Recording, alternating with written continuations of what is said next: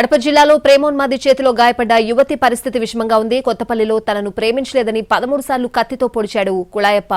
ఒక్క ఉదుటున కత్తితో పొడవడంతో తీవ్ర గాయాలయ్యాయి యువతికి.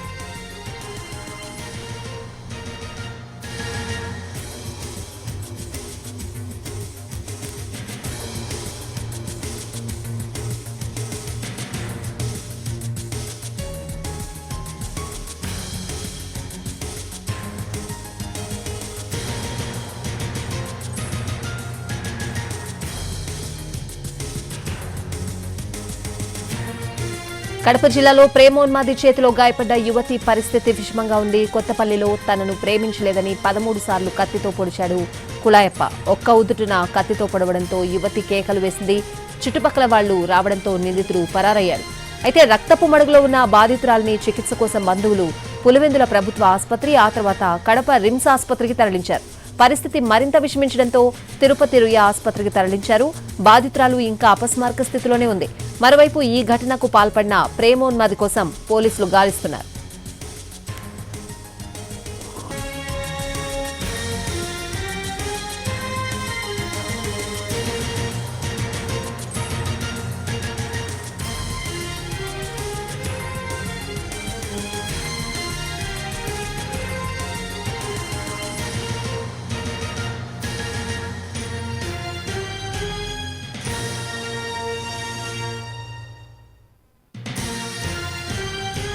కడప జిల్లాలో ప్రేమోన్మాది చేతిలో గాయపడ్డ యువతి పరిస్థితి విషమంగా ఉంది. కొత్తపల్లిలో తనను ప్రేమించలేదని 13 సార్లు కత్తితో పొడిచాడు కుళాయప్ప. ఒక్క ఉదుటిన కత్తితో పొడవడంతో యువతి కేకలు వేసింది. చుట్టుపక్కల వాళ్లు రావడంతో నిందితుడు పరారయ్యాడు. అయితే రక్తపు మడుగులో ఉన్న బాధితురాలిని చికిత్స కోసం బంధువులు పులివెందుల ప్రభుత్వ ఆసుపత్రి, ఆ తర్వాత కడప రిమ్స్ ఆసుపత్రికి తరలించారు. పరిస్థితి మరింత విషమించడంతో తిరుపతి రుయా ఆసుపత్రికి తరలించారు. బాధితురాలు ఇంకా అపస్మారక స్థితిలోనే ఉంది. మరోవైపు ఈ ఘటనకు పాల్పడిన ప్రేమోన్మాది కోసం పోలీసులు గాలిస్తున్నారు. ఇదే అంశానికి సంబంధించిన పూర్తి అప్డేట్స్ అడిగి తెలుసుకుందాం. మా ప్రతినిధి కార్తీక్ లైవ్ లో ఉన్నారు. కార్తీక్, ప్రస్తుతం అమ్మాయి పరిస్థితి ఏ విధంగా ఉంది? అయితే రైట్, నిన్న పులివెందులలో ఈ ఘటన చోటు చేసుకుని చెప్పాలి. ఒక ప్రేమోన్మాది అత్యంత దారుణంగా ఒక మహిళ ఇంట్లోకి వెళ్లి ఆ అమ్మాయిని అత్యంత దారుణంగా కత్తితో పొడవడం జరిగింది. అయితే ఆ అమ్మాయి పరిస్థితి విషమంగా ఉండడంతో కడప నుంచి ప్రస్తుతం ఏదైతే తిరుపతి రుయా ఆసుపత్రికి తీసుకురావడం కూడా జరిగింది. ప్రస్తుతం తిరుపతి రుయా ఆసుపత్రిలో ఆ అమ్మాయికి చికిత్స అందిస్తున్నారు. షర్మిల ఇంటర్మీడియట్ వరకు చదివింది, ఇంటిలోనే ఉంటున్నటువంటి పరిస్థితి. అయితే నిన్న ఒక ప్రేమోన్మాదిగా ఉన్నటువంటి కుళాయప్ప అనే యువకుడు అత్యంత దారుణంగా ఇంట్లోకి ప్రవేశించి మరి ఆ అమ్మాయి కత్తితో పొడవడం కూడా జరిగింది. ఈ నేపథ్యంలో మాట్లాడడానికి షర్మిల తండ్రి కూడా ఉన్నారు, ఆయనతో మాట్లాడదాం.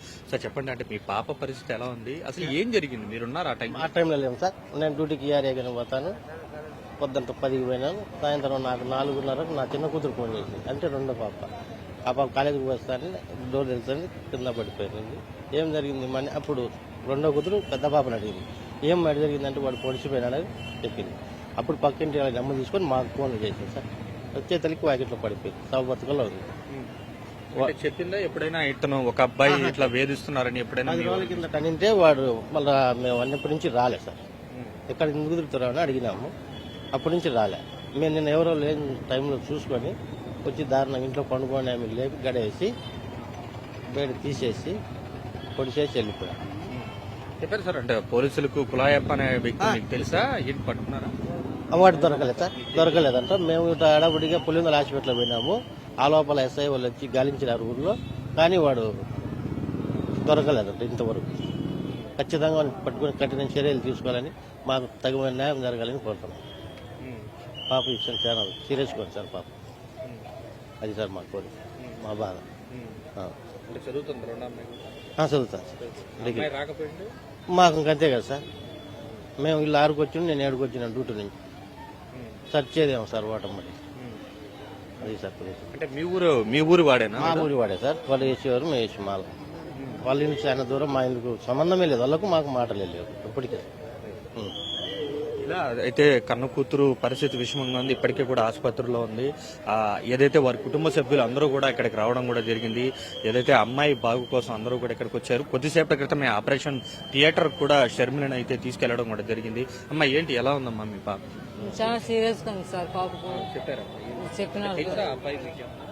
అబ్బాయి మాకు తెలుసు అంటే మా వాడు మా ఇంటి అవతలనే ఉండేది. మా ఇంటి సపరేట్ గా ఒకళ్ళ ఉంది, మా అన్ని ఒక పక్క ఉన్నాయి. వాడు ట్యాంక్ అని నీళ్ళకి వస్తుంటాడు, అట్లా బయటికి అని పోతుంటాడు సార్. మేము అసలు ఇంకా ఏం పట్టించుకోము.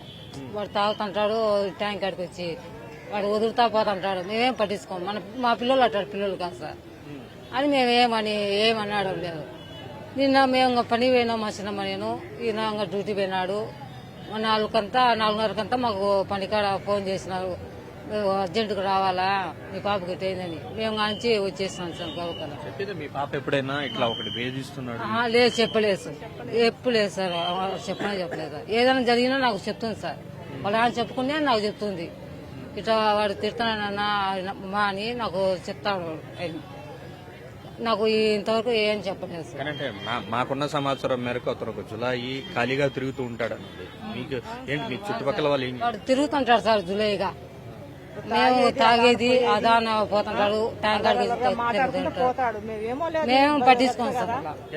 ఇది పరిస్థితి. అంటే తల్లిదండ్రులు అయితే ఇలా ఈ విషయాన్ని వ్యక్తం చేస్తున్నారు. ప్రస్తుతం షర్మిల అయితే ఆపరేషన్ థియేటర్కి వెళ్ళింది. ఆమె పూర్తి స్థాయిలో ఆరోగ్యంగా తిరిగి రావాలని అయితే అందరూ కూడా కోరుకుంటున్నాము. దాదాపు 14 సార్లు వెనుక వీపు నుంచి ఇతర భాగాల్లో కూడా విచక్షణారహితంగా పడవడంతో తీవ్ర రక్తస్రావం జరిగింది. ఈ నేపథ్యంలోనే కడప నుంచి తిరుపతి ఆసుపత్రికి తీసుకొచ్చి ప్రస్తుతం ఆసుపత్రిలో ఆమెకు చికిత్స అందిస్తున్నటువంటి పరిస్థితి.